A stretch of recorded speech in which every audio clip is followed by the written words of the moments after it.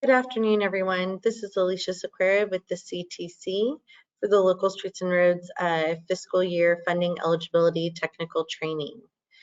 Please take this time to use the handout tab in your GoToWebinar dashboard to download today's presentation, and the slides in that presentation will be more in depth than what you will be getting in the live demonstration throughout the technical training. So we do ask that you take that time to do so.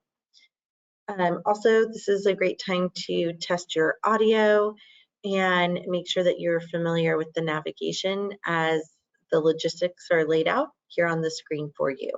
We will begin shortly. We are just assisting a few other attendees in their logon process.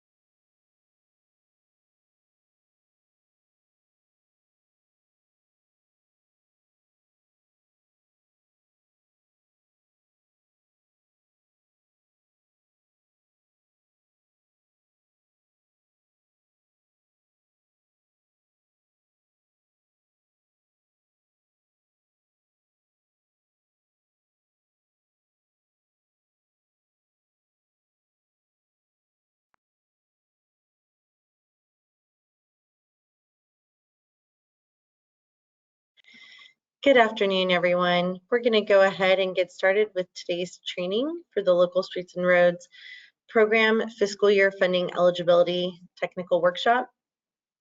Please feel free to ask questions as we go. I definitely recommend utilizing the tools that you see in front of you through the logistics tab. All of this information is also available to you via the handouts tab within the dashboard. So we have detailed program slides and technical training slides that are included in this for you today. Should you have a question that you would like to ask via audio, please raise your hand using the dashboard. If you have questions that you would like to ask without coming onto audio and not speaking directly, you may submit those using the questions tab within the dashboard as well. We will take time throughout the training today to periodically stop at designated points to answer those questions that are submitted. Today's technical training objectives, we will go over program roles and responsibilities, fiscal year program schedule, the fiscal year funding eligibility, proposed project list submittal, CalSMART, which is the designated reporting and submittal system, frequently asked questions, and then helpful resources for you to use. So starting off with the program roles and responsibilities. The California Transportation Commission is responsible for developing and adopting the local streets and roads reporting guidelines. We traditionally do this once every 2 years. The last program guidelines were adopted in March 2021. So you can expect to see new guidelines adopted in the coming fiscal year. Also, what I would like to point out is that we always do workshops and guidelines discussion groups. So you will all be involved in that process should there be any proposed significant changes. We also receive and review proposed project lists and expenditure reports from the cities and counties.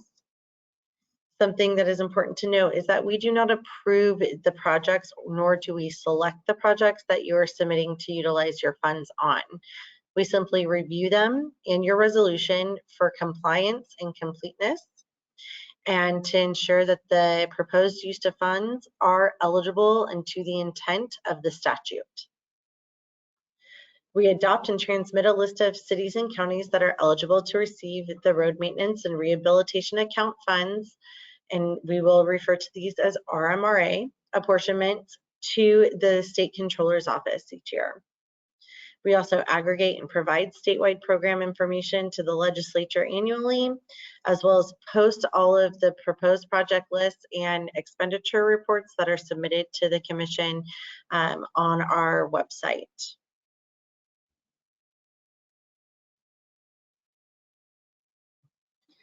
Cities and counties, it is your role to develop and submit an adopted list of projects to the Commission each fiscal year to receive funding eligibility. You are going to hear me repeat this several times in several different ways. I know it may be tiresome, but just please note that this is a problem that we see regularly each and every year. So a new resolution must be adopted with a proposed project list each and every year and submitted for funding eligibility to the Commission. It is also your responsibility to develop and submit an expenditure report to the Commission each year.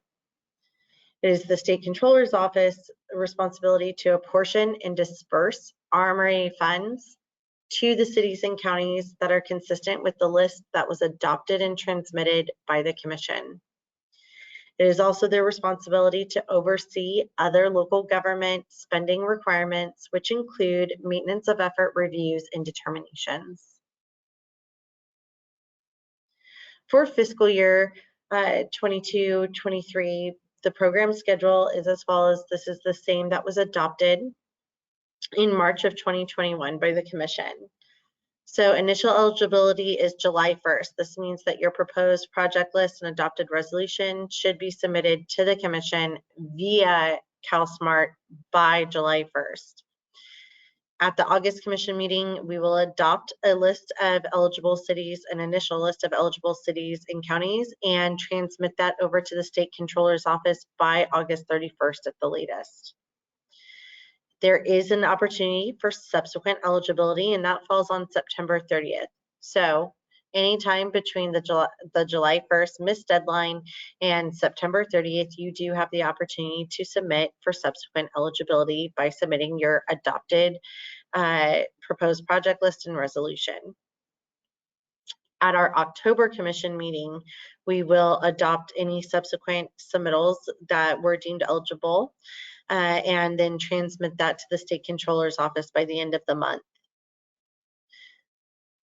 Please note that if you seek subsequent eligibility, you will not have any funding withheld. It is simply delayed. It is held back. You do not lose any funding. It is just delayed until you do become eligible. And then, so if you receive your eligibility in October, you will receive your first payment or apportionment from the State Controller's Office in November. That November apportionment will also include what you would have received in September and October. So you do not lose any funding by coming in for subsequent eligibility. We just strongly encourage you to meet that initial eligibility deadline. December 1st is when your annual expenditure reports are due. So to go further into depth into fiscal year funding eligibility, again, July 1st is when they are due using the CalSmart system. So you have to upload a copy of your executed resolution with the project list that was adopted for that year within the CalSmart system. You also have to create that list of projects that were adopted. You must create that within the system and ensure that they align, right? We can't make changes after it's been adopted. And then you will need to submit the uploaded documents and list to the commission for review. If this is not done by July 1st, you again do have the opportunity to submit on or before September 30th for subsequent eligibility. The adopted resolution must be specific to the upcoming fiscal year RMRA funds. I cannot stress this enough. It cannot be a multi-year adopted resolution and project list in which you're saying 22, 23, and 24, 25 is what you're adopting. That's not the way that this works. It has to be done each and every year, specific to the funds that you're intending to receive. It also cannot be a part of another budgetary action or project adoption. So make this a standalone item, standalone project list, and standalone resolution. It must include statutorily mandated assurances. This means things along the lines of how the funds will be used in accordance with statute and how the city and county will abide by the mandated eligibility and reporting requirements. We do have a sample resolution that all of you are free to use. It is available online within CalSmart, and we can also send you a copy if you need it. It also must include statutorily mandated project detail, and this is very critical and one of the largest reasons why we have to send back the proposed project lists and adopted resolutions for non-compliance is because one of these 4 elements is missing. Project description, location, useful life, and an estimated schedule. It also must include the date that it was adopted and signed by someone with official signatory authority on behalf of the city or county. If any of these things are missing, it will be deemed non-compliant and sent back to you, which means you would then have to go back to your board or council with a revised or amended version and take action and hopefully do all of this prior to eligibility closing. This is again why we say it's so critical to come in at initial eligibility period instead of subsequent eligibility, or to not wait until that deadline, because if something like this happens, you could risk your funding. So the proposed list of projects, the list of projects proposed should only identify those projects that are intended to utilize the upcoming fiscal year's RMRA funding. This means newly proposed projects and or those projects that were previously proposed and adopted. These are often referred to as multi-year funded projects. So to clarify, just because a project is taking place over 2 fiscal years does not necessarily mean it's receiving funding from those 2 fiscal years, right? Your budgets have their own way of identifying what's receiving what. So you only want to relist or readopt those projects that you know are going to use the upcoming fiscal year's apportionment. And then any new projects that are going to use that year's apportionment. The list of projects must be adopted and submitted to the commission each year. This again, the resolution alone is not enough. Within that resolution or as an attachment, a list of projects that include the required detail information must be adopted. Do not resubmit the prior year's adopted resolution and list. That list and resolution again, must be current. To go into more detail for the proposed project, the project description should briefly describe the work that is to be performed based on the component or phase that will be funded with RMRA, i.e., if the component or phase that you're going to be using RMRA funds on is only going to be in the pre-construction engineering design phase, what you're adopting should not reflect the construction component and schedule only, right? You should be conveying that this is how you're going to be using the funds, and it is for the environmental or pre-construction phase of the project, not necessarily construction. If you're using it on both phases, that's fine, or both components, that's fine. But we want to be clear in how we're conveying it, because this funding is allowed to be used in both pre-construction and construction. Project locations. Citywide and countywide is only acceptable when you're using the funds for procurement or operational needs type of projects, or in a pre-construction, or for projects in pre-construction phase where a location has yet to be determined. Location detail should, at a minimum, describe the neighborhood or area in which the work will be performed. Per the guidelines and statute, the amount of detail that is provided should be identifiable to a community or a community member or member of your constituency to be able to easily identify the area of work that is going to be performed. Proposed schedule for completion. So based on the phase or component that you are funding with RMRA, that's the schedule that should be included in there. You want to provide the month and year for the estimated project start and completion. The estimated useful life of the improvement, it should provide the average useful life for the work that will be performed. Project lists adopted by resolution and submitted to the commission without the mandatory project detail will be determined as non-compliant and incomplete. The city will be given a corrective action plan indicating a resubmittal due date. And again, we do hope that these resubmittal due dates, and when a corrective action plan has to be put into place, that there's enough time for that to actually be executed. This is why, again, we do not encourage you to wait to the last minute. And if you can meet initial eligibility, it is definitely beneficial for you. We also strongly encourage you to submit a draft resolution with your project list prior to it being adopted to our local streets and roads inbox, so that we can review and provide you any necessary edits. This is a great way to ensure that a determination of non-compliant or incomplete does not occur. Here are some tips in regarding eligibility.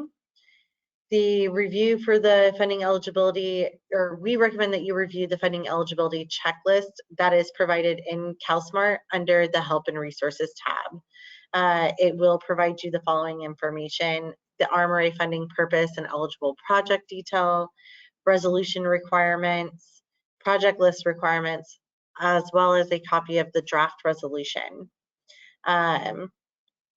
We also want you to know that if your resolution is not going to be adopted prior to July 1st, we strongly encourage you to contact us immediately. Let us know what your intended plan and schedule is and how we can work with you to ensure that you do receive your eligibility.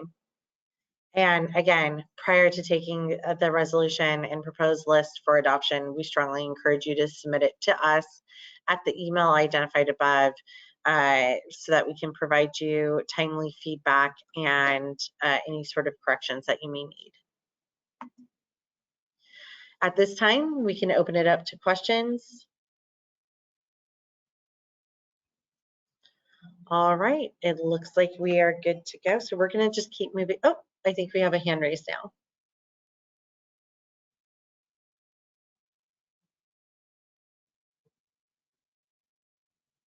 Maliha Ansari, you are now unmuted.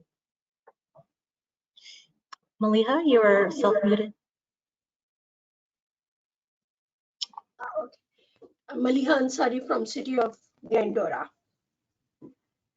I have a question for fiscal year 21-22. Our expected construction cost is below what we had put it in our request last year.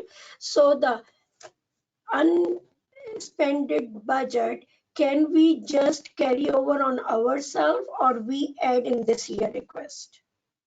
Oh no, so however your individual finance division, budgets department handles remaining fund. So Okay. that can roll over into, again, whatever you have and where you're keeping your RMRA funding, it'll stay there. So the funding does not lapse. It's not a, if you don't use it, you lose it in a fiscal year. So that funding still stays with you. And then you can still use it on another project or other future projects coming down the pipe. So just for clarification, this is like our annual program for sidewalk. We have, no, sorry, salary seat. So we have some leftovers. So we will program our project for next year, taking this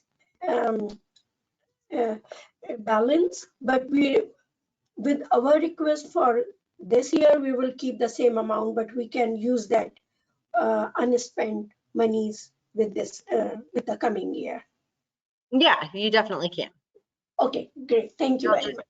Yeah, you'll just account and report for all of that in your expenditure reporting. Okay, Temo Galvez, you're now unmuted. Hi, thank you. Temo Galvez, City of Fountain Valley. I appreciate the overview, really helpful. And I apologize that maybe really my questions are more specific to my current, station here, which is that our reality is our person who has prepared this for us for many, many years, has gone to better opportunities. And so we're putting our part together and using the models and samples we had before, which were successful. So I guess my question is, it sounds like you guys are available for us to send you drafts, which we've already prepared and plan to send to you probably in the next week. I guess at this point, it sounds like we can definitely count on you and work with you closely early to make sure that when we put out our resolution, which we plan to endeavor to put out and approved by our city council in May, that way we're super early. It sounds like we should be fine if we're using our basically the resolutions and staff reports that we use as recent as last year, obviously changing the projects. Does that sound like a good start? Oh yeah, no, that's definitely a good start. I also strongly encourage, that you just double check what those are and then still continue on with today's training, because we will go into the nuances of CalSmart. One thing that I always encourage everyone to do, if they are allowed to do so and can make it work, is there is a way, and I call it like the biggest cheat. And there is a way to create a PDF. You can go into our CalSmart system, and I'll walk you all through this here in a little bit. Go through our CalSmart system, put in like a dummy or a draft resolution so that you can get started with the system and start building out your proposed project list and get it all completed. Send that to us, create a PDF, send that to us to review for the list itself as well as your resolution. And you technically could use that PDF of the project list detail that comes from that as your proposed project list. Make it an attachment, cite it in your resolution. And the reason why I say that is we specifically built that out to ensure that all of the required proposed project detail is included in that PDF. So if anyone ever wanted to, they could then actually use that for their proposed list that they're adopting, and it's the exact format and everything that you need to have in there. But again, that's not necessary. It's a little bit of a cheat as we go through this, and every year we find sort of easier ways to kind of go about things and to streamline it to try and help everybody and ensure consistency. But yes, using a prior year's reference is a really good way to start off. Okay, no, and I appreciate that. And then just so you know, I mean, I've been in very, close and intimate with the process with our previous people that put these together. So I'm familiar with all of it at the policy level and the project level and all that. I personally just have not actually, several staff members on my team that will now be putting this together have not directly put the resolution together and got onto CalSmart. So those are the logistics that we will be working through and have been working through. So that list you're talking about, I don't remember us doing that. We may have, I think I recall just putting a staff report, putting our list in the staff report, putting our list in the resolution, getting that adopted, and then uploading, remember our team uploading those things onto CalSmart. But anything that you recommend us we do, we will definitely do. And I appreciate you being available to work with us, because we certainly will be talking to you early and often as we approach the deadline. Wonderful. No, and that's a great way to go about it, and I do appreciate it. And we do, because there is such a high level of turnover and change within our local entities, this is kind of one of the reasons why we put on such in-depth technical trainings every year to go through the nuances of not just the reporting system, but the policy and program itself. Perfect. And I think I'm those kind of people, well, probably like many on the webinar, that I like to know what Plan B and Plan C and Plan D is, and hearing some of the items you mentioned a few minutes ago, it sounds like if, for whatever reason, even after working really hard to get to getting this adopted and approved before the July 1st deadline, if, I always like to say, if the world fell apart and for whatever reason that didn't happen or didn't happen successfully, it sounds like you guys do have some things in place to allow us to still maintain eligibility, even if that came a few weeks or a month after that, it sounds like. We definitely have ways, and I think we have several people that we've worked with in the past where unexpected situations have occurred, and in the nick of time we've been able to get them eligible and submitted for eligibility before the close of subsequent eligibility period. And so just know that we are always here to help and assist in any way that we can, and the way that we're successful is if all of you are successful in receiving your funds. Very perfect. Thank you so much. Of course. Thank you. Do we have anybody else? Okay, we have a few more. Donna Zapico, you're now unmuted. Donna, you're self-muted. Hi, actually, somebody already answered my question on the chat. Oh, wonderful. We have Elise Ramirez. Elise, you are now unmuted. I just have a quick question. What's the turnaround time for the initial review that you guys are going to be doing, just so we can timeline it out? Usually not more than like a day or two. Oh, wow. Okay. But so just know, if everybody's sending them to us at the exact same time, Yeah. it may not be that way, but it just sort of depends on how many we get at once. If you let us know when you're intending to go forward, and you have to have your draft ready to go to post for your agenda or to have out there, just make sure that you're putting that in there, especially if it's a rapid turnaround time. Okay, thank you. Of course. Robin Nelson, you're now unmuted. Hi, I just have a quick question. I was a little bit late to this webinar, and I'm wondering, are the slides available to print out later? Yeah, so in your dashboard, you can actually go into the handouts. There's a handouts tab or pop out in the GoToWebinar system. And Oh. it'll show that there's one of 5 handouts, and that is a copy of today's presentation with a caveat. What we're doing right now is the live presentation. That's what you're going to see. What you have in your handouts are the screenshots of what we're going to be covering throughout the live presentation. Also more in-depth steps than what I can get into in our timeline that we have. Okay, thank you so much. Of course, not a problem. And this is also available on the CalSmart website under the Help and Resources tab. We have a few more questions coming. Kevin Kwok, you are now unmuted. Kevin? Hello? Yes, can you hear me? Yes. Hi, this is Kevin from City of Gardena.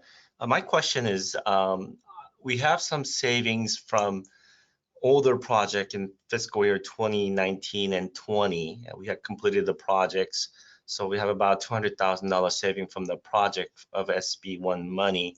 Now, can I use that money for future project or the project that's in fiscal year 21 and 22 without adding them to the future resolutions?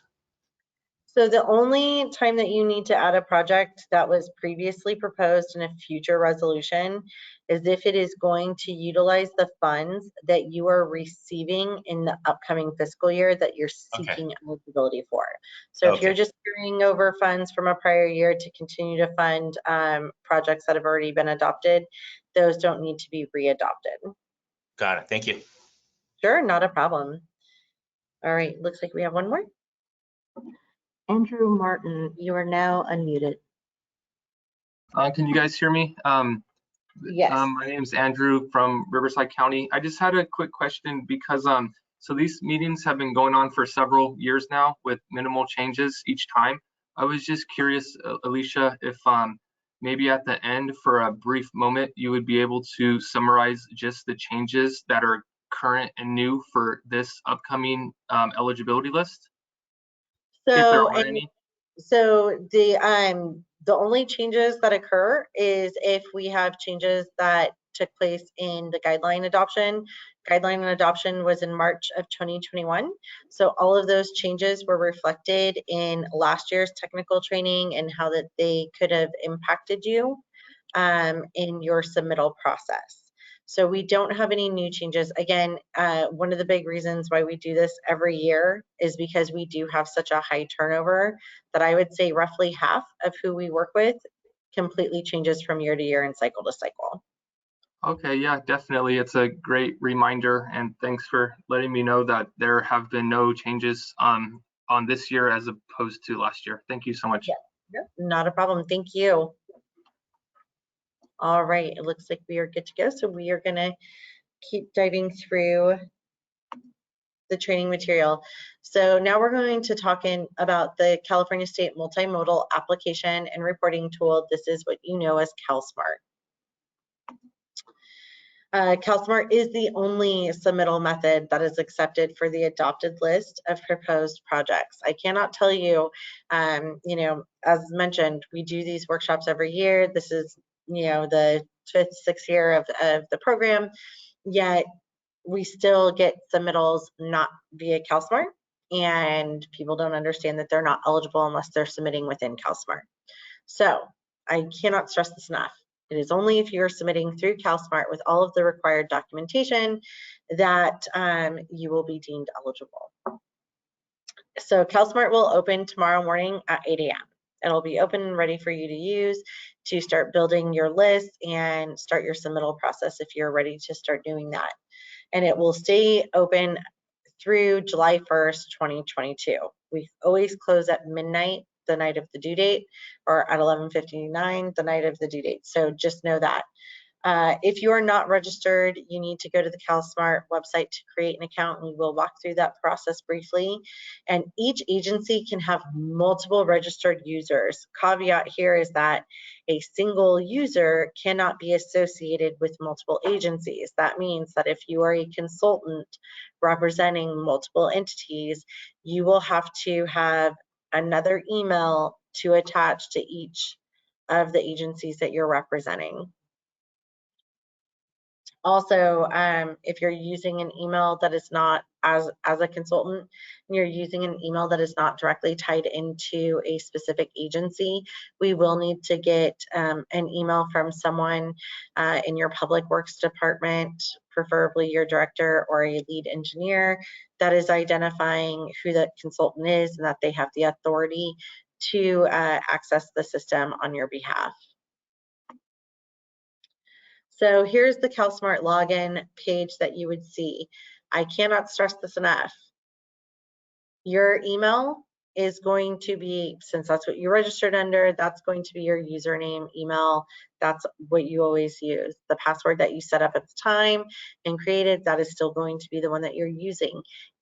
This account will lock after 3 failed attempts. So if after your second failed attempt, you're still unsure of what that is, I always recommend just reset it after the second failed attempt, because if you don't, system will be locked. We will have no idea that your system has been locked and your account has been locked from you.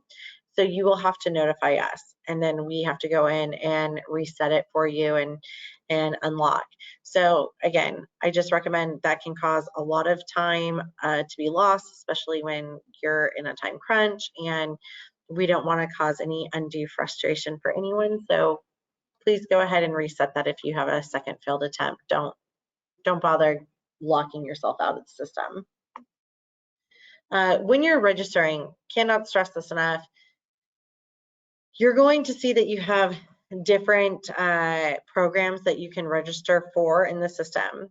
If you do not receive funding and participate in the State of Good Repair program, if you do not directly receive funding or directly report on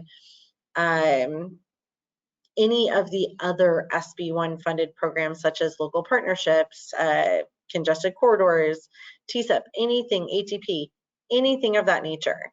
If you're not receiving any of those funds and you're not participating in those programs, or you solely are not responsible for reporting on that, do not select those buttons. Do not select those programs. Same as the EPPR, because you will get notifications from those programs that can cause a lot of frustration and stress. That doesn't need to occur because it becomes confusing. You would get quarterly reporting reminders, or someone telling you that you haven't reported yet, but you don't report on that because it's not local streets and roads. So you just want to make sure that you're only signing up for what's actually relevant to you and your agency and your role.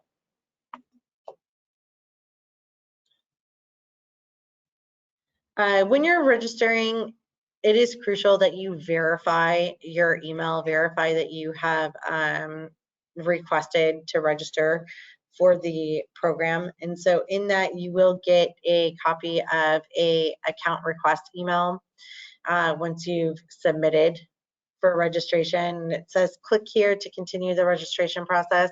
If you do not do that by way of verifying your email, we will never get the request that you are seeking to create an account, and therefore we can't approve you. So that is critical and must be done. Then once we have been able to go in, you verified it, we've received your request and given you approval, you will receive a account request email stating that you have been approved. So once you've logged on to the system and you want to get started, you're going to log in and go to the Local Streets and Roads program, and a message will appear once the program is selected saying that that's what you're now working in.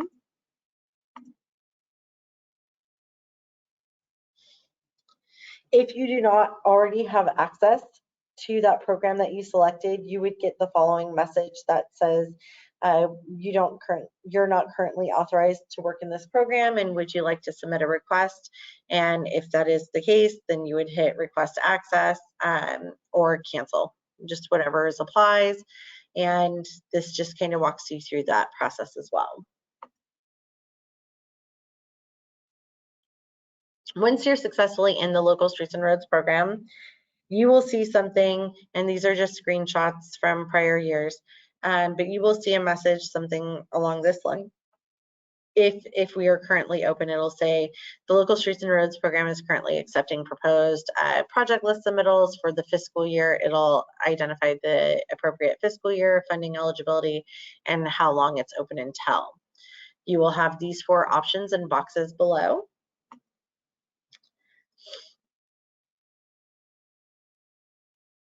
These are the different types of messages that could appear, so just so that you're familiar with those.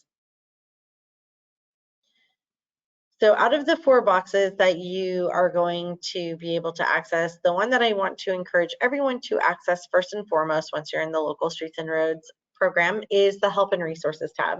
This is a screenshot from our test site. This is not all what's on there.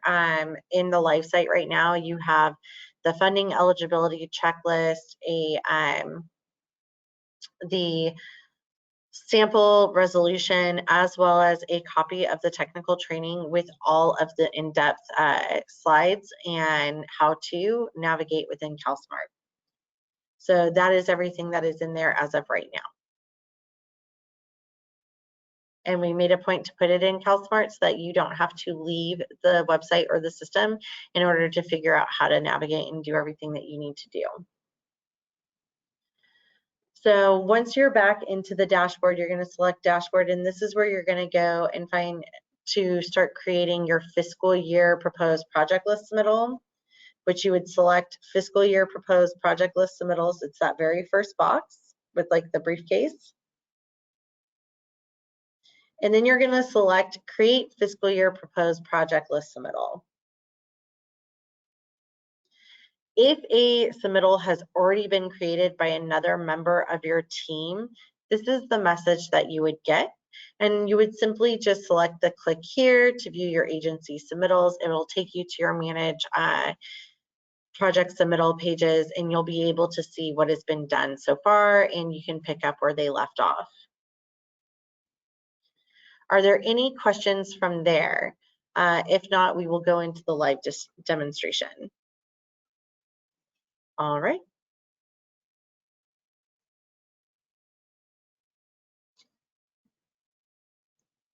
So please note, this is just our test site, right? You're not going to be able to see all of this, and it's just for the purposes of today's training. So I'm going to go ahead and log in.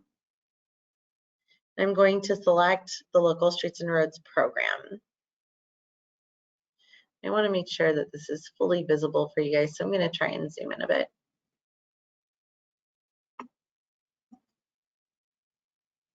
Oh, Lord. All right, so as you see here, we have the message that's telling us that it's currently accepting the proposed project list submittals and until the date that it is accepting them. What you're going to do is come to your fiscal year proposed project list submittals. And I can either say manage fiscal year proposed project list or create, and I'm going to go directly to create for the purposes of today's training. We'll go through everything else later too, what's in here. So as you'll see, the very first thing that if it has not already been created, the very first thing that you're going to find is an agency funding eligibility intake form. And this will be all pre-filled out with information that has been provided previously by whoever was in charge of your submittal process or reporting processes. And so if there's anything that needs to be updated, you do have the fields in white that you can actually update. Everything else is grayed out. That's locked in information through the system that you cannot change or adjust. So for support documentation, this is just where you identify that this is your resolution and project list. And then you'll come over here to select files to upload. Select choose files. And you're going to go ahead and submit that in there, and you'll see that the sample resolution has now attached. Then scrolling down, you're going to see average network PCI, measurement date, all that information. Unless your PCI is greater than 80 and you're doing something that is going to be, let's say, additional focused grader on a new installment or transit, because the guidelines and statute actually allow for that. If your PCI is above 80, then that's where that's mandatory. But if your PCI is not 80 or above and you're not using your funds for additional purposes as outlined and allowed for in the guidelines. You don't need to put that in there. It's not required. So it is up to you though, if you would like to continue to put it in.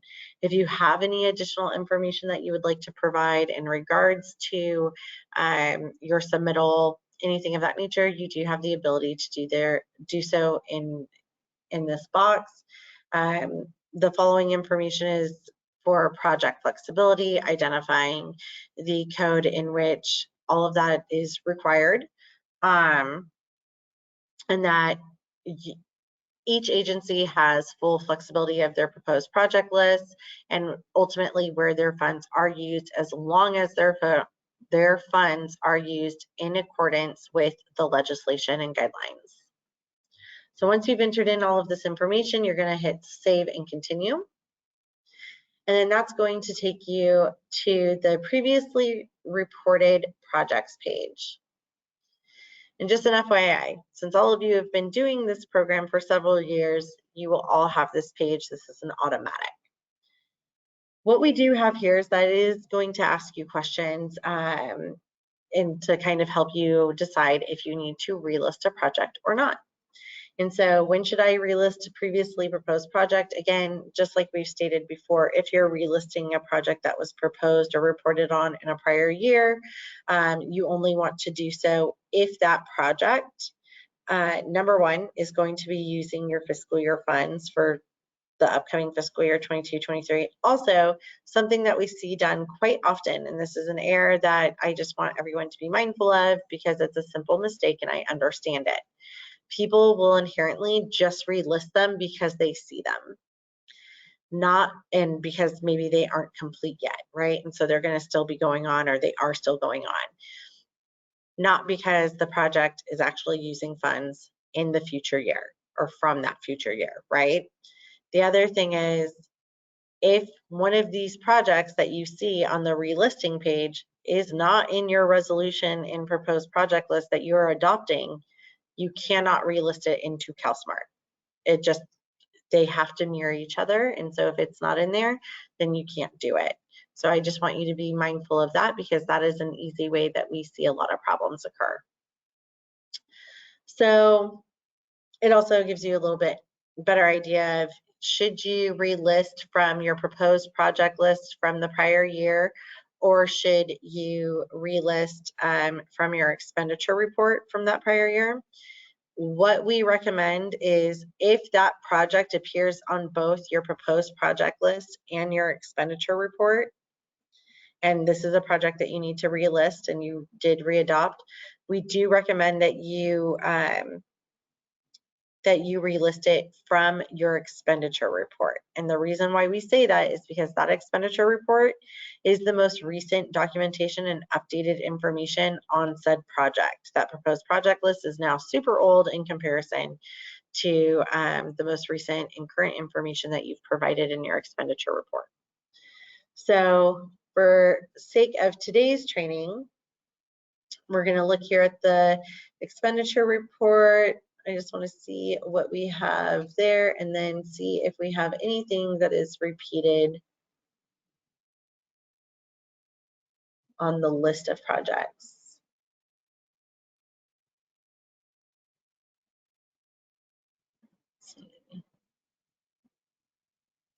All right, so we have the Cameo Highlands street pavement reconstruction, and it also shows in the proposed project list submittal in 21-22, and then it also showed up in the 2021 expenditure report. So just like we were stating, what I would recommend that you do is you relist, and let's just say for sake of argument, this project is also appearing on the newly adopted proposed project list for the fiscal year 22-23. You want to relist from the expenditure report.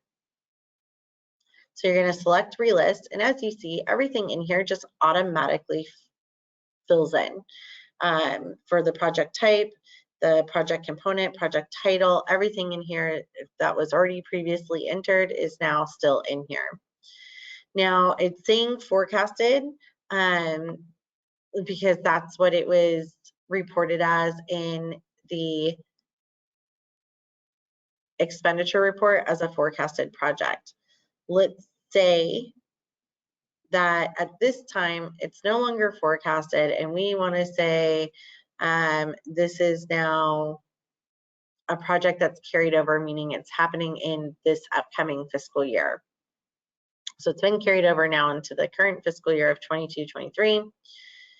We're going to come down here. Let's just double check. The one thing about when it relists from the expenditure reporting or even the other is that you do have to reselect the project descriptions. So for this, I'm going to say that there's some ADA curb ramps that are going to be done. Maybe some landscape safety, pavement improvement. We have repair. Also sidewalks are in here.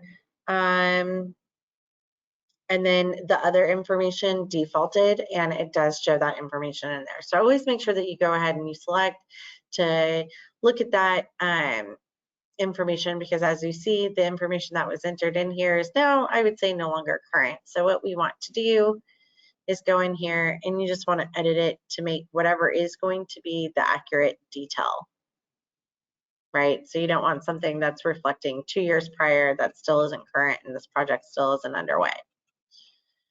So you would update that as accordingly and as applicable. Let's say the estimated total project cost is still the same. And now we're going to put in that this project is expected to start in June 2021 and will go until, or actually not June 2021. Let's do this.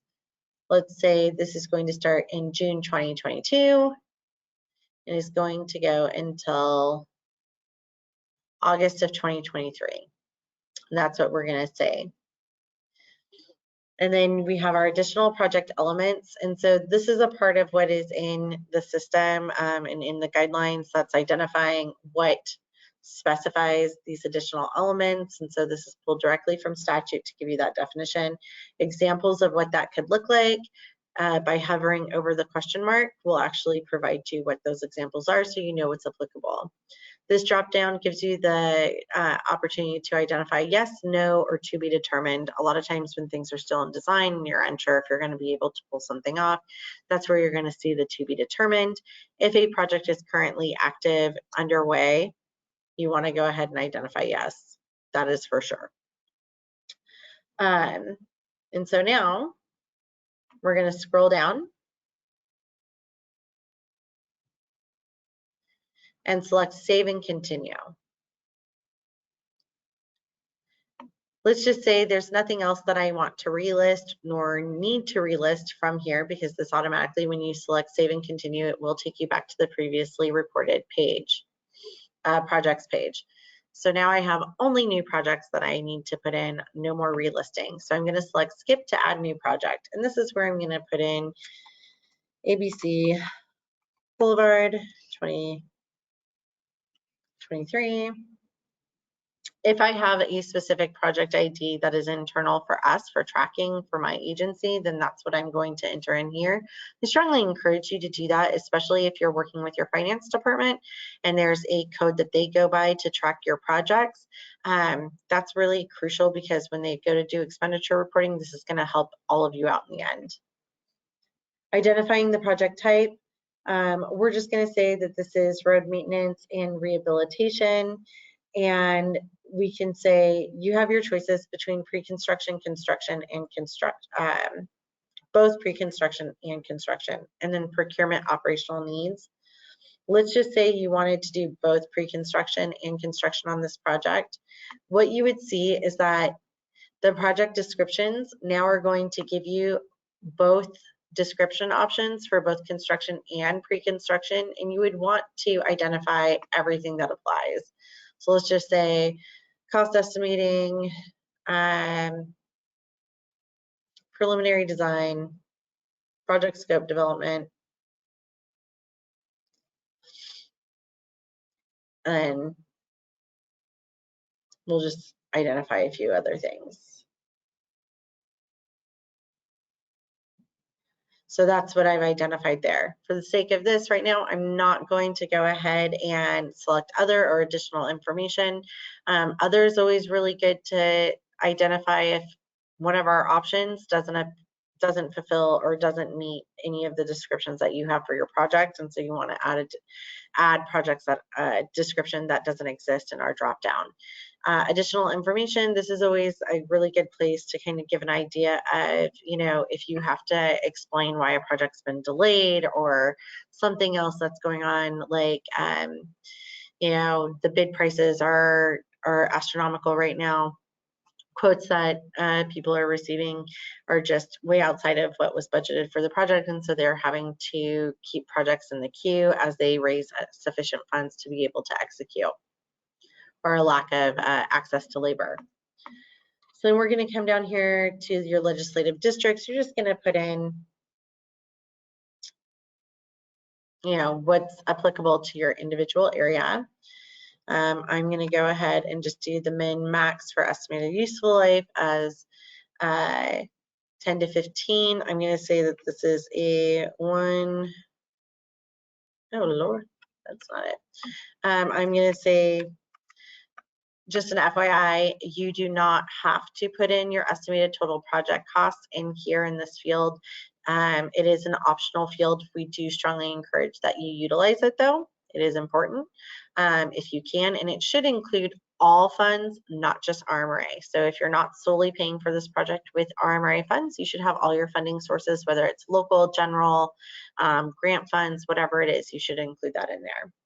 So project location, I'm just going to say ABC Boulevard to 123 Street, whatever. So you're just going to give your parameters. You can even include how many miles this is or anything of that nature. But another idea that you can do is if you don't have a specific street or you have so many segments that it's hard for you to identify, you can identify like a neighborhood, or you can say industrial parkway or industrial zone.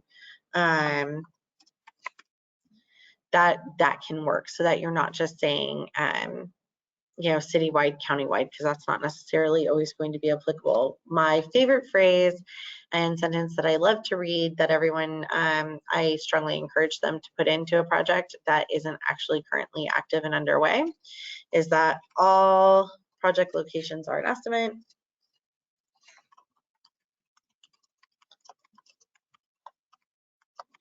And have yet to be finalized. And this is really perfect for those citywide, countywide type of projects where you have so many segments that you're going to be working on that, you know, you don't know for sure exactly all the ones that you're going to be able to hit in a year. And so instead of having to tie yourself down to specific locations, giving a broad location or area of reference and say that so many miles are projected to be done. And then updating that and providing more specifics during expenditure reporting is always a really, you know, good way to reference that. Again, everything at this point is always considered an estimate. So then you're going to give your pre-con schedule. Again, we're using funds in both pre-construction and construction. So we're going to say that our pre-con starts in July of 2022 and goes until December of 2022. And then construction is going to start at none of these save data dates. We're going to have construction start in March of 2023. And let's just say it's going to complete in August of 2023. And so you see how that goes in a truly clean and sequential order. So if you want to add additional project elements, for the sake of this, I'm just going to say to be determined, and I'm going to select complete streets because we've got sidewalks and ADA curb ramps that we've identified in there. And maybe sustainability because of I'm using recycled pavement.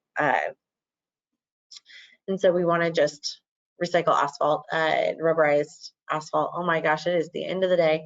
And so we want to just make sure that we're identifying as much as we can. You want to get as much credit as you can for what you're doing. So now I'm going to hit save and exit. Oops, it didn't let me go forward. So that means that there is something left out or I have an error somewhere.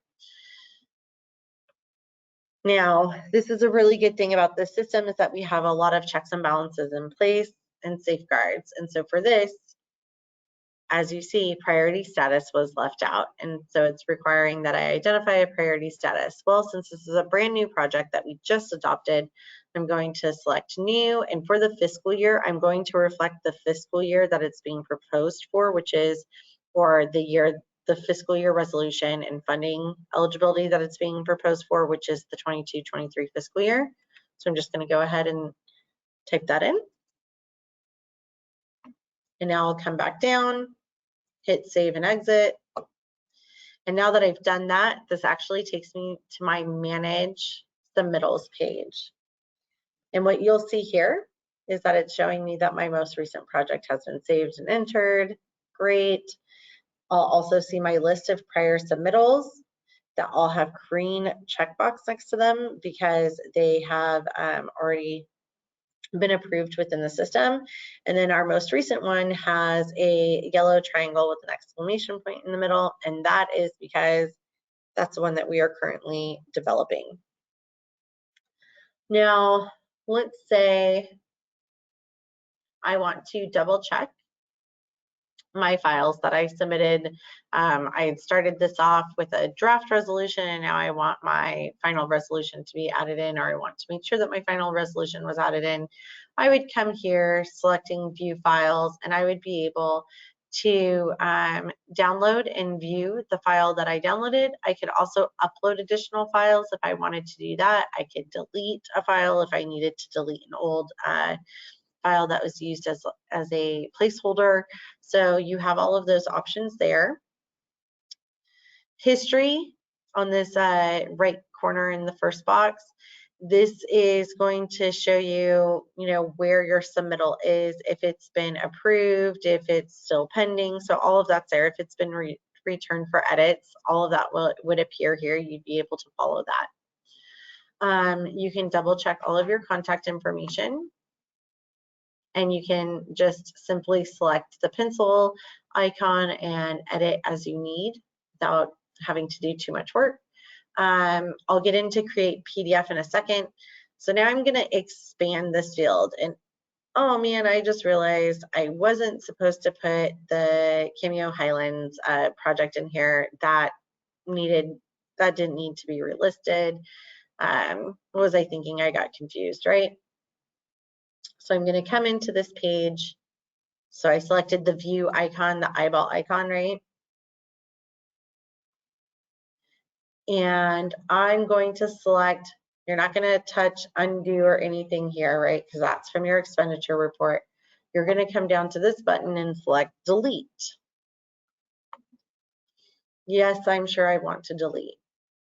So now I come back to my submittal and I see, okay, perfect. It was just the one project. That's all I needed to do.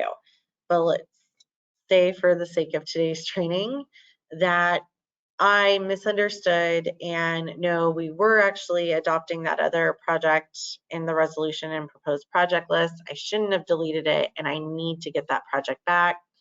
And I don't want to have to, re-enter information or relist it from the wrong thing, right? Because if I go to relist project, it no longer appears from my expenditure report. It's no longer accessible because I already relisted it, right? So now what do? What I'm going to do is come into my submittals. So you saw at the top, at this very top area underneath the login, logout area, there's a tab called submittals. So I selected submittals. And what I want to do is come to the view proposed projects tab. And I'm going to scroll down until I find, because you're going to see these little things that say reviewed over here. And these are all the individual projects that you've proposed in a prior year. So we're going to go down and oops, I see, here it is. Here's the project that I needed. it says deleted. So what I'm going to do now is select the proposed project number for that project on this page. And I'm going to scroll down because I messed up, and I'm going to select restore deleted project. Yes, I'm sure I want to restore. So now I'll come back, double check. You see the project now appears again in the list, but now instead of deleted, it shows as pending. I'll go back to my submittals page, to my managed fiscal year proposed project list submittals, and I can double check by selecting. Again, you always have to make sure that you're on that left-hand side that you've selected the correct submittal, or it'll say locked and closed for edits. So you have to go to the one that you're currently working on. And now, let's say I've double checked, I've made sure that the resolution is accurate. It has the 2 projects in there that I needed. My list is accurate. I see it down here, and I want to record what I've just done before I submit. So I'm going to select create PDF. And this is where I was saying this is really great to do even before you've taken something up for adoption. If you're building out your list prior to taking it forward for adoption, you can create this PDF, technically get rid of that first page, and then just come down here to the second page or to the full list of your projects. And what you're going to see is all of the required detail that ensures compliance and completeness for your project list detail that needs to be there when you adopt it is all right here on this page. And so this is automatically generated through the system once you've created it in the system. So in a way, you're sort of knocking out the work that you would essentially have to do twice or in a different format in order to submit your resolution and get all of that done. So this, for some of you, could be very helpful. If it's not applicable or it doesn't work for you and you don't want to use it for your process, that is totally fine. It's just to make sure that you're eligible, I strongly recommend that you at the very least are double checking that you have all the required detail that is mandated in statute and in the guidelines prior to doing your project list for adoption. So that's what that looks like. You have this is definitely an option. A lot of times what we see is that people will go in, they use a placeholder or their draft resolution, build the entire list out, and then in Adobe they add their attachment number, the title as the proposed project list, and in the resolution they cite the attachment, and then that attachment is this list, and that's what they use to adopt at their meetings. So again, this is just always an option. It's not required, but it is definitely something that can help you. So now all of that has been done, and I want to submit for review. System's going to ask me if I'm sure, because edits will be closed once I submit. I'll say yes. I've now successfully submitted, and what you're going to see here on the bottom left of my project manage submittal page is that I have a blue clock, and that means that it's with our team pending review for eligibility. So are there any questions in that overall process and navigation? All right, we have a question regarding PCI. Can you repeat what PCI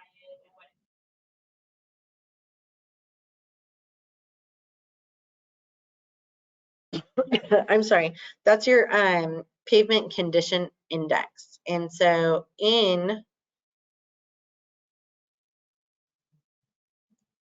what we're going to do is come here.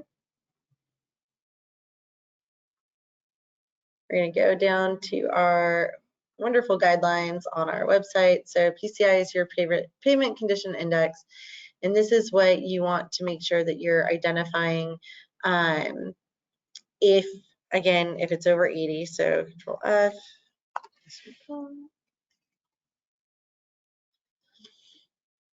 A city or county may spend its apportionment of RMRA funds on transportation priorities other than the priorities outlined in the subsection of the statute if the city or county's average pavement condition index meets or exceeds 80.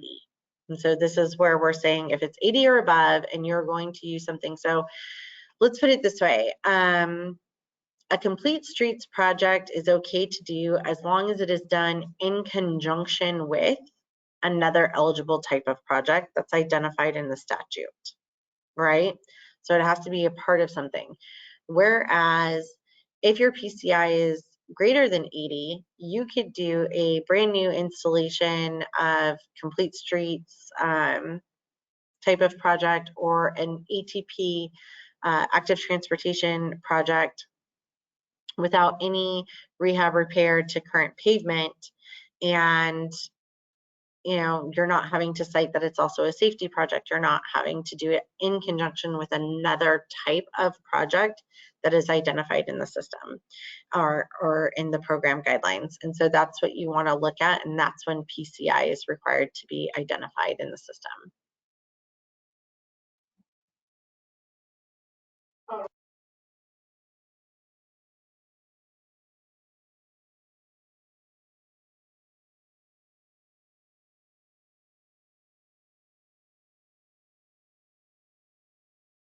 So typically we're going to say it's going to be the project that you're proposing, or the component that you're proposing to use your funds on. So I would go with that. Your overall total project cost isn't always our greatest concern. It's great to know and we like knowing it, but our greatest concern and our focus of intent of where the funding is to go is where you are intending to spend those funds. So if your component is only going to be in construction, that's what I care about when it comes to your RMRA and where RMRA is being used, your additional funds that are being used to fund the project. If that's also being done in both construction and pre-construction, you can identify both. It may be simpler just to go with the phase or component that you're only using your RMRA funds in. But again, that is totally up to you. We cannot tell you how to choose to do that.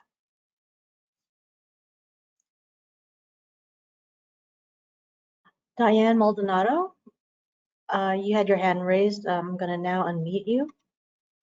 You're now unmuted. Okay, thank you. I have a question. When you relisted the project, I think it was the Cameo project, you put the estimated construction start date as 6/22? Yes. And not 7/1 of 22? Is that because this project was listed in a prior year and there still could be RMRA funds? Yeah, so this project was listed in a prior year. This project very much so could start in June of 2022. And therefore it's going, you're saying we're also funding it possibly with prior year funds as well as the upcoming year funds. Okay. You can also have a new project. Let's say that you're proposing a brand new project, right? And you're intending to use this project or use your 22-23 funds to fund this project that you're now just proposing, but that project is going to start in June of 2022. That's completely fine for you to do. That there's no issue with that. So you do have the ability to do that as well. So the project can start, but yet the funding can't be spent until after 7/1 of 22? No,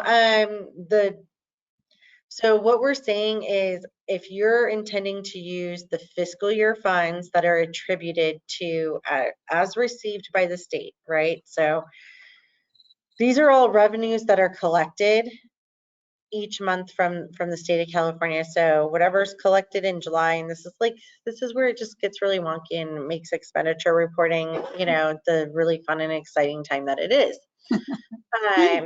So the funds are collected in July.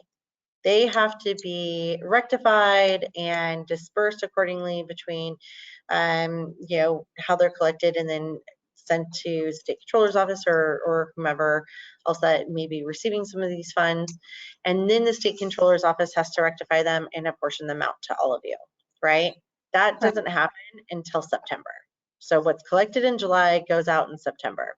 So what we're saying is the pot of funds that you're estimated to receive that are attributed to the revenues collected between July and June of each fiscal year, right?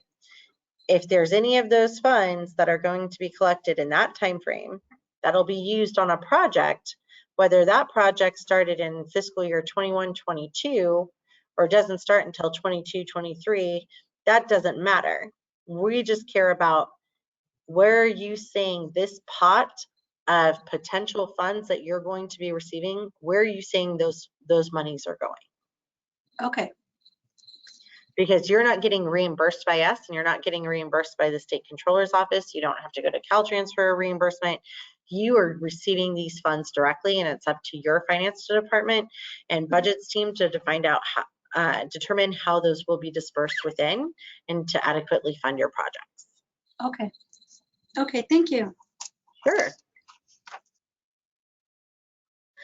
Temo Galvez, you are now unmuted. Temo, looks like you're self-muted.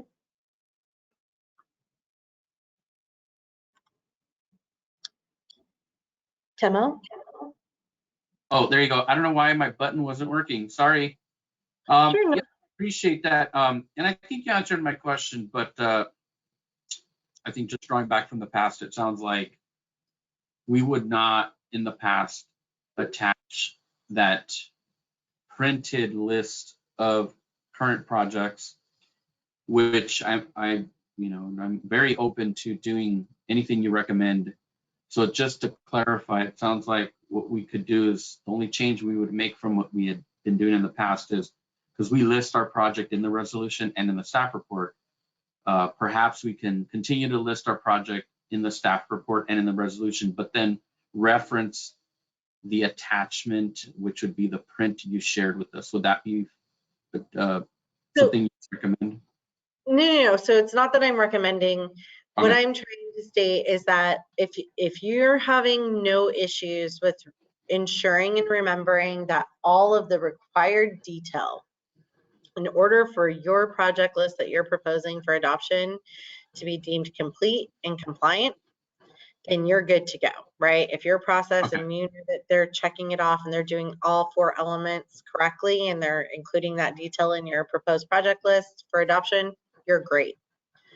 What we often see, and I would say 90%, well over 90%, I would almost 100% of the time that we have to send back a resolution and deem it incomplete, or project list, deem it incomplete and non-compliant, is because it is missing one of the 4 required elements of detail that is outlined in both the statute and our guidelines. This is just a surefire way by, if you build it out in the system and you choose to use this particular PDF that it could generate, that secondary page of just project list detail, it could ensure that that is not a problem. No, and I appreciate that. And maybe a misinterpretation of what I was saying. I guess because I want to just have like a fail safe. What I'd like to do, and we'll send you our draft, is we'll do what we've always done, and we've always been found to be compliant. And what we've always done has not been include this as a list, but I would like to put this on the list.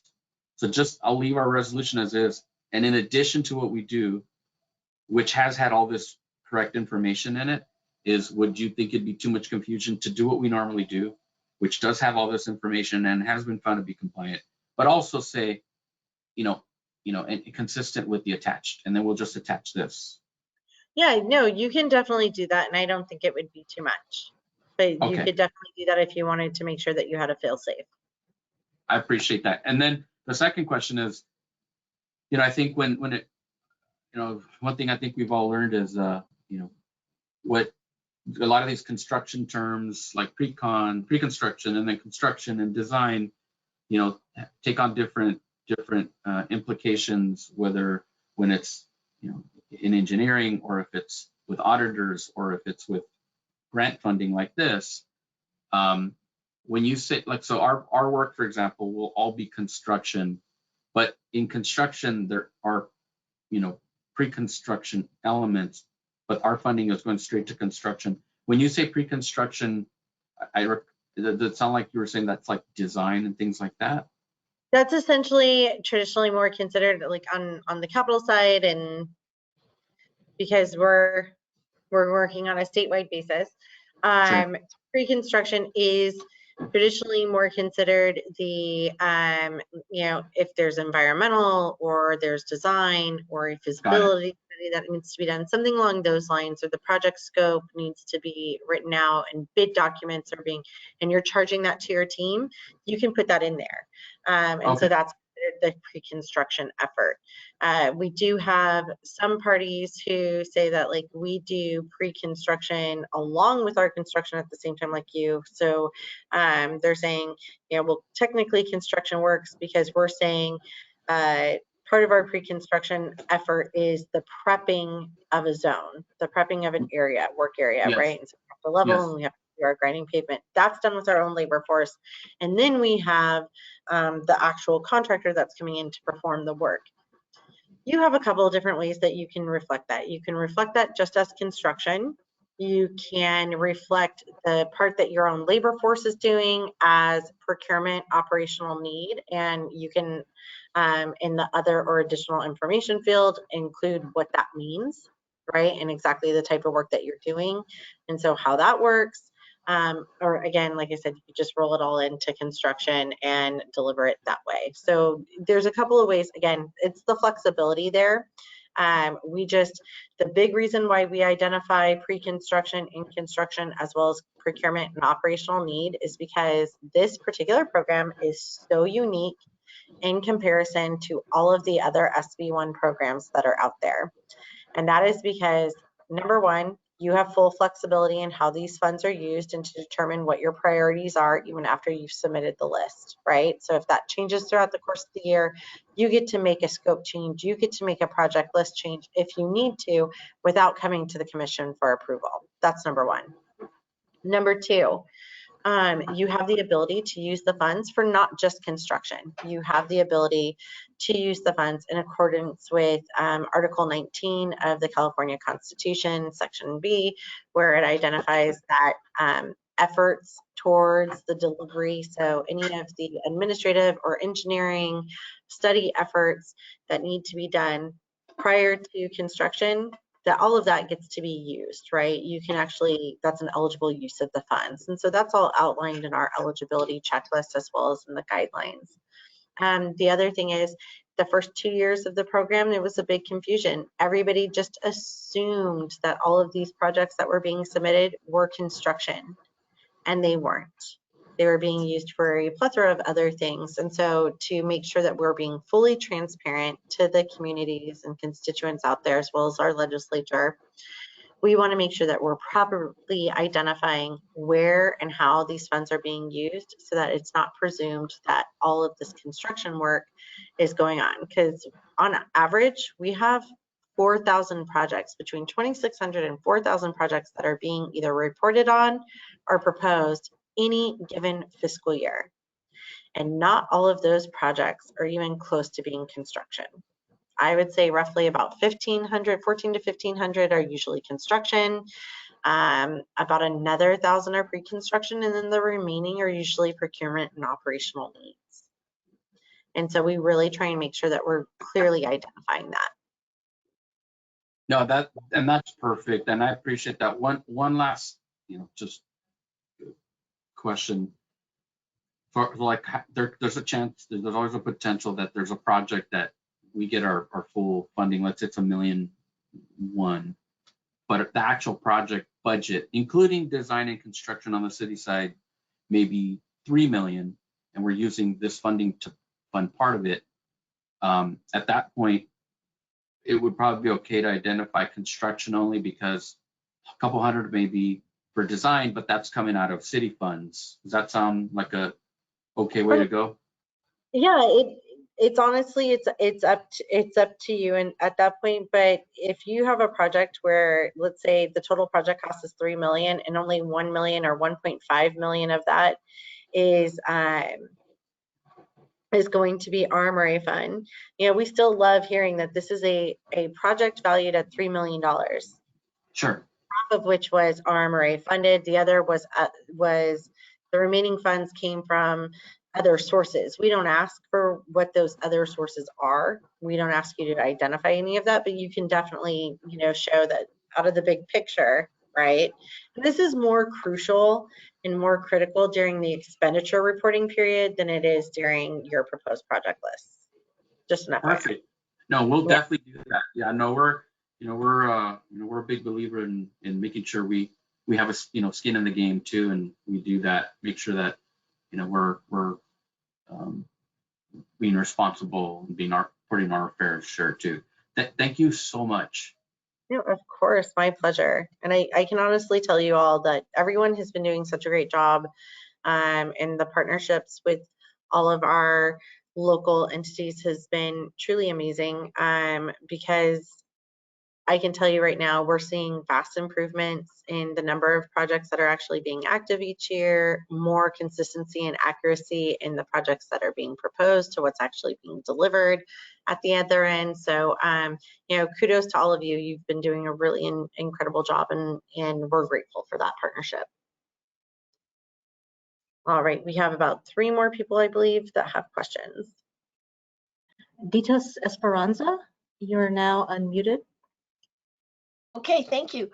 So I've been doing this quite a few years, and I think I understand the expenditure report. That's the one that really takes a lot. It's more timely and needs a lot more information, but the proposed list report, which is what we're doing, is a little bit more simple, but now I'm a little bit confused. So I have a project in mind to propose for fiscal year 22-23, which is not a big deal. I have the reso, I've done it many times. I don't have a question on that. But I have a project that I submitted last year, which I haven't started at all.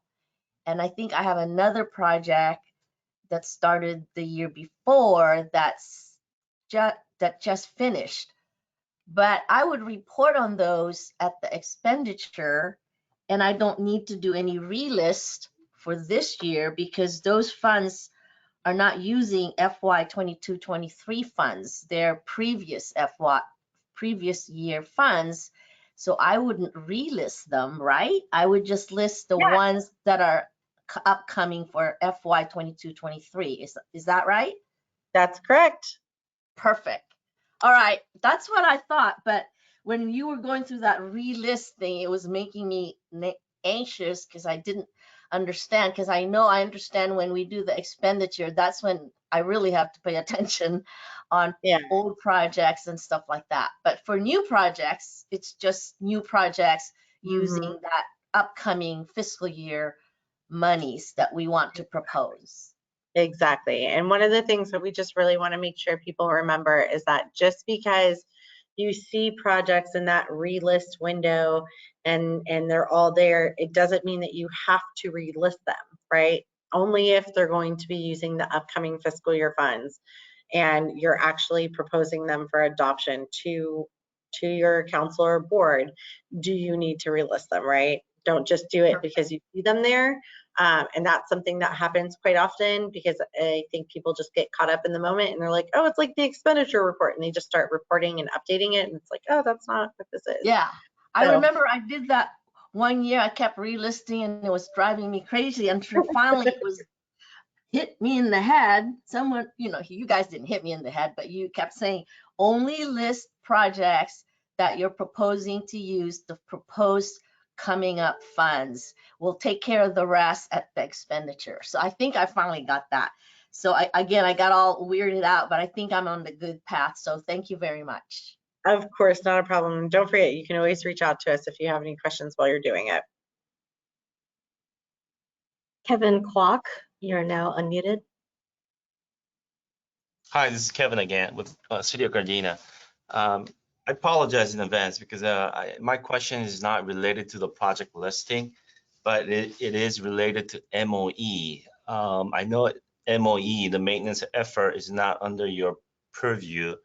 However, last year during the workshop, we had some discussions during this workshop last year about during the pandemics, a lot of cities were a little concerned about not being able to meet the MOE requirements, the minimum requirements, so that the state finance committee was considering some waiver or reduction in the minimum requirement. And I think you had mentioned that there was a commission meetings that was coming up in July. Have you heard any outcome of that decisions? So that was almost 2 years ago now. Was it 2 years ago? Okay. Yeah. So essentially what happened was the 2019-20 was altogether suspended. And then the state controller's office was going to work on a way to recalculate and reformate for the 2021 year. And so then 21-22 was kind of like starting off on a clean slate. But again, that is something I would, in the state controller's office, they do have that information on their website under their guidelines as well as their FAQs regarding MOE, because that came up a lot due to COVID. So I strongly recommend contacting them if you have any questions, or to discuss with your finance team if they know, you know, how you guys are sitting when it comes to the MOE current requirements. Okay.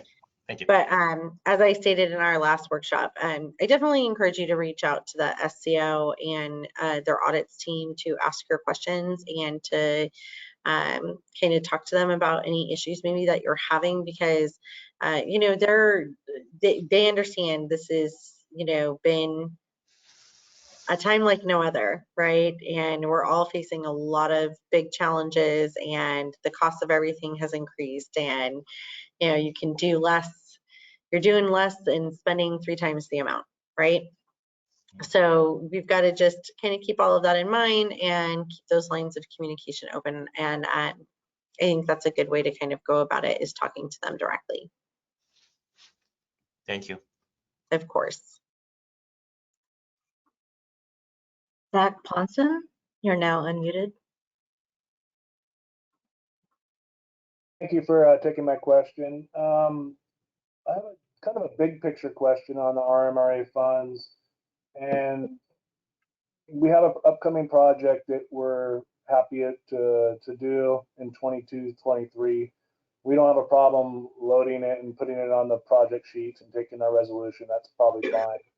So similar to the last couple questions, we have a project though that was approved on the list for 21/22 that was not started, and we are now considering with the new public works director that to maybe not do that project at all, and wanted to look at potentially doubling up the funds for the 2022-23 project, which is a completely separate project. And so is that more of an expenditure report type change, or how do we reflect that on the CalSmart if we do it all? So when you go to do your 21-22 expenditure report, if that's what you're going to do with that prior year project, you would remove that project, identify it as no longer RMRA funded. And in your justification of doing that, you would identify that the funds that were set aside for the project that you removed have now been put towards a different project in a upcoming year, right? So that's your fiscal year 22-23 project. In your submittal to us for eligibility, all we care about is that you are identifying the project or projects that are intended to use your 22-23 funds. If they are also going to use your 21-22 funds, that's great, and we will find that out when you expenditure report or report out on that project, and once those funds are actually being used. So, and somewhat new to this program myself, is there a time frame then of using these funds? Due to the COVID, we've had so much turnover, and I will apologize to Timo up in Fountain Valley. We stole Tana from you. But we've had so much turnover myself that this is somewhat of a new thing that I'm jumping into too, on some of the bigger pictures. And So it sounds like we can roll over some of these funds. Is there a time limit? Obviously, we don't want to be using project funds from, you know, many years before. There is no use it or lose it to this program. They do not expire. The funds do not expire. Because what you're going to find and what you learn as a part of this program is that there are some localities that are only receiving $3,000–$4,000 a year, right? Because of population and their turn of what their apportionments would be. And so in order for them to have any sort of substantial amount of funding in order to do anything, whether it is pay for a PY to pay for labor cost or to pay for some materials, they have to roll together 3-4 years of funds to actually pay for something. And so that very well does happen. So there is no expiration to use of these funds. What you are required to do, and this would fall on your financial department, is to track those funds until they are completely utilized. Also to track and start accounting for the interest that may accrue from the funds that you're holding on to, because if those funds that you've held on to are accruing interest, that interest is now considered a part of the RMRA and needs to be used in accordance to the funding stipulations and requirements. And then, like you said, you would go to your expenditure report and then report basically nothing spent in that year if you did just keep pushing those funds, and that you're going to report it for a future year, I guess. Yep, exactly. Well, interesting. Okay, so that is an option. I was a little fearful of that one. Yeah, and let's just say that the project that you were talking about was the only project you proposed that year. It's the only project that shows up on your 21-22 report. It is actually, yeah. Yeah, so that's when you would have to, and and we'll work with you on this, and we'll talk you through the whole thing, because this is the only way that it gets a little confusing. Well, I can't say the only way, because it's expenditure reporting. It's always confusing, but this is one of those nuances where when you remove that project, you are required to put something else on there to identify where those funds are now going to go, right? So that means that you would essentially be adding in your 22-23 project to say, this is the new project that is intended to use these funds. And it's kind of like a swap. And so we'll completely work with you on it and explain it out. But essentially what you're doing is you're just tracking your money, and you're going to report out where it's going to be spent or intended to be spent until it's actually being spent. So every year that expenditure, that definition of where it's going could actually change every year almost, it sounds like. It technically could. I don't think it would look very good, but it technically. Okay, that answered my question. Thank you. For us in San Clemente, we've been using one project each year and trying to do it. Just last year was a little tough, and we have some newer ideas with what we would rather do with last year's allotment. So appreciate it. Thank you very much. Of course, not a problem. Thank you. Woo-Jae Kim, you're now unmuted. Woo-Jae, you're self-muted. Hi. Yes, thank you. I think you probably actually answered all the questions I had, but just to confirm, yeah, it's similar to the gentleman before. We did have 2 projects listed for FY 21-22. We might have to postpone that to 22-23, but just might need to swap out some other projects for 21-22, and I guess we could all do that on CalSmart, right? We don't have to do any others reporting. Yeah, that's any sort of swap out that you're doing or changes to a prior year's list, that essentially is going to be done once that expenditure reporting period comes up. So that's not if you don't have additional actions, resolution or official council action or board action that has to take place in order to make those changes, then I mean, you're good to go. Okay, that sounds good. Thank you. That was it. All right, so we're good on those questions. We're just gonna finish up into I clearly jumped into the live and then went to questions. So now we're just into our frequently asked questions portion of the training. Again, I've said this a billion times, so I'm just gonna, until we all get it, we are relisting the same projects from last fiscal year. Do we still need a new resolution? And the answer is yes. You need a new resolution, and you need to then readopt that project if you're doing the same list of projects again.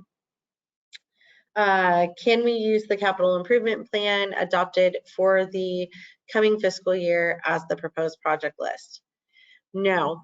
The resolution and adopted project list are intended to clearly identify the projects that are intended to use fiscal year RMRA funds.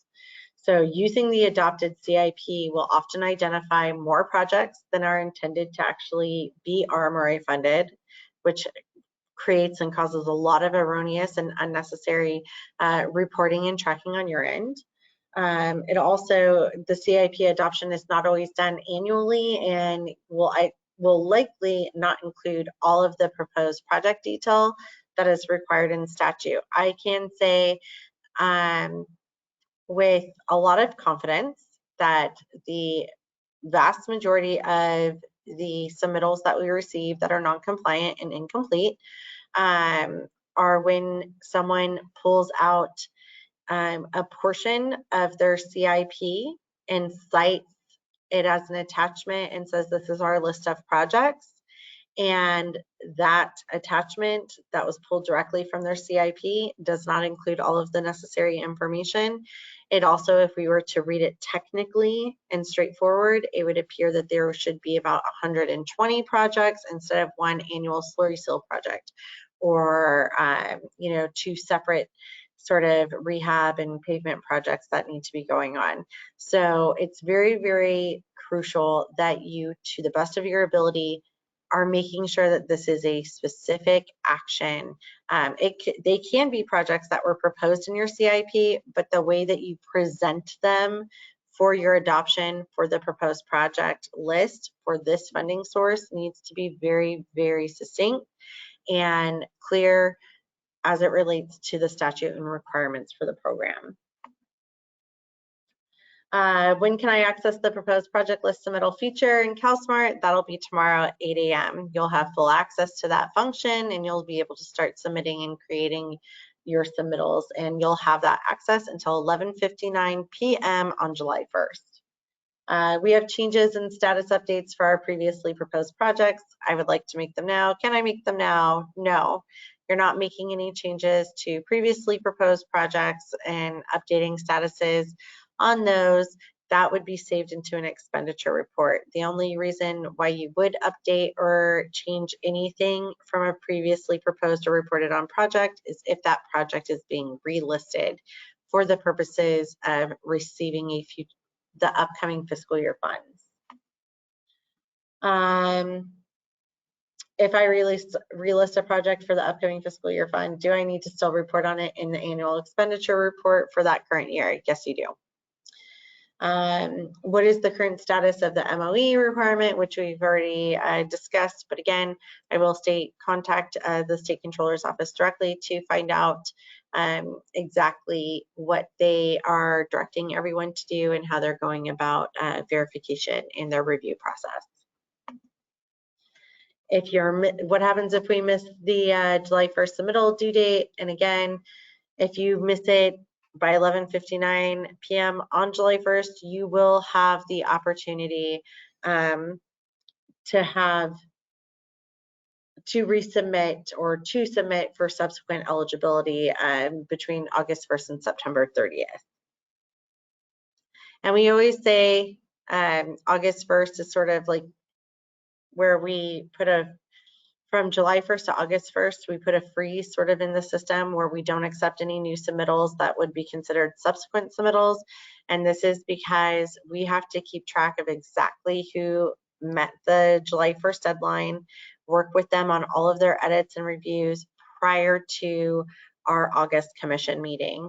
Then as of August 1st, we will open it back up in the system and allow anyone for submittals, subsequent submittals to then start submitting and reutilizing the system until September 30th. Here are all the resources that we have for you. It's our links to the guidelines, to our website, to CalSmart login, to the statutes, as well as the state controller's office, their frequently asked questions, where you can find your apportionments for each year that you've actually received. Then we have the League of California Cities and California State Association of Counties. But what I want to really address your attention to is the California Local Government Finance Almanac. That is where you are going to find your RMRA estimates for the upcoming fiscal year. And as you know, or you may not know, but in May, we will have the governor's May revised budget. And so those estimates can change. On average, what we see from the estimates to what you actually receive is a variance usually between 3 to 5%. The most drastic change occurred in the 2019-20 year due to the COVID-19 pandemic impacts and revenues. And so that was a little over like 8 or 9% where it varied in the negative, where you received less than what you were anticipated to receive. So just know that kind of going in, that these are always conservative estimates and you may receive more. And that is it. As a reminder, please go ahead and download the handout in your dashboard. And feel free to contact us with any questions you may have. We will provide a frequently asked questions list to all of our attendees and participants in today's technical trainings to make sure that if there was anything that was asked that wasn't addressed throughout the webinar, that you all have access to it. That is it. I will leave the webinar system up for a couple of minutes to give you that time to download the handout. Thank you so much, everyone. Take care.